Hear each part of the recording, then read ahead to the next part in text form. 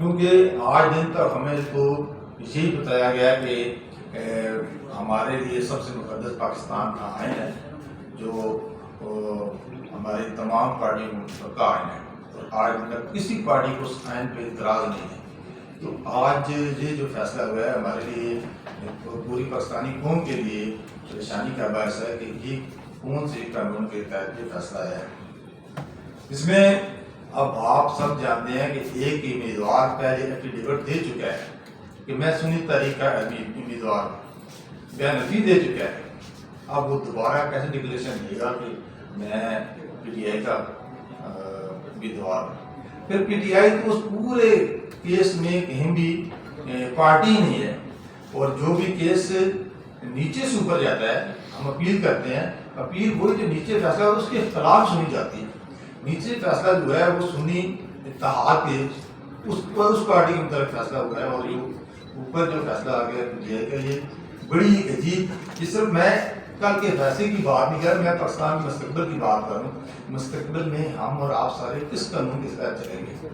کہ ابھی کہتے ہیں کہ 302 کے کیس کی سزا بہت ہے، اب ایک اس کی تشریح اگر کوئی اور آ جائے تو پھر 302 والا تو اپنی مرضی کرے گا۔ ہم ماحول ایسے بناتے ہیں کہ ہم دو قاتل نظر نہ آتے، تو یہ ایک بڑا کوشچن ہے۔ اسی طرح کیا یہ بھی کوشچن ہے کہ آزاد امیدوار دو پارٹیوں سے ممبر ہو سکتے ہیں؟ کیا آزاد امیدوار دو پارٹیوں کے کارکن ہو سکتے ہیں؟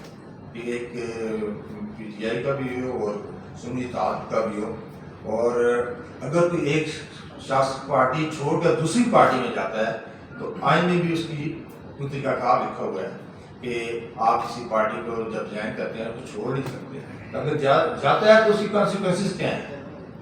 یہ بھی بڑا کوشچن ہے آج، کہ ویسے تو آپ جانتے ہیں کہ جو پارٹیوں سے منسلک ہو جاتے ہیں، قانون ہے کوئی دوسری پارٹی میں فلور کراسنگ نہیں کر سکتے۔ آج وہ فلور کراسنگ کدھر جائے گی، اس کا کیا جواب ہے ہمارے پاس؟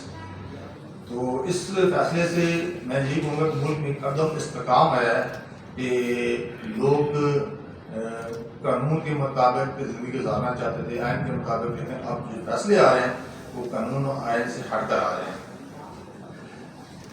یہ جو ادارے ہیں یہ انہوں نے تو آئین کی تشریح کرنی ہوتی ہے، اب جو اپنے کہیں فیصلے کریں گے تو آئین کہاں جائے گا؟ میں آخر میں یہی کہوں گا کہ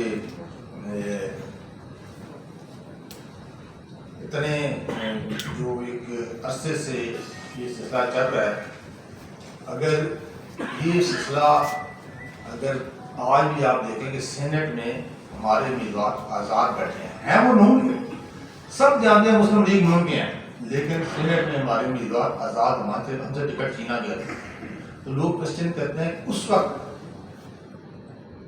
یہ ہمارے عدالت علماء کہاں تھی؟ آج جو فیصلے ہو رہے ہیں آپ سب جانتے ہیں کہ ہماری قیادت 18 مہینے 2 سال جیل میں قید و بند رہی اور آخر میں کچھ بھی ثابت نہیں ہوا۔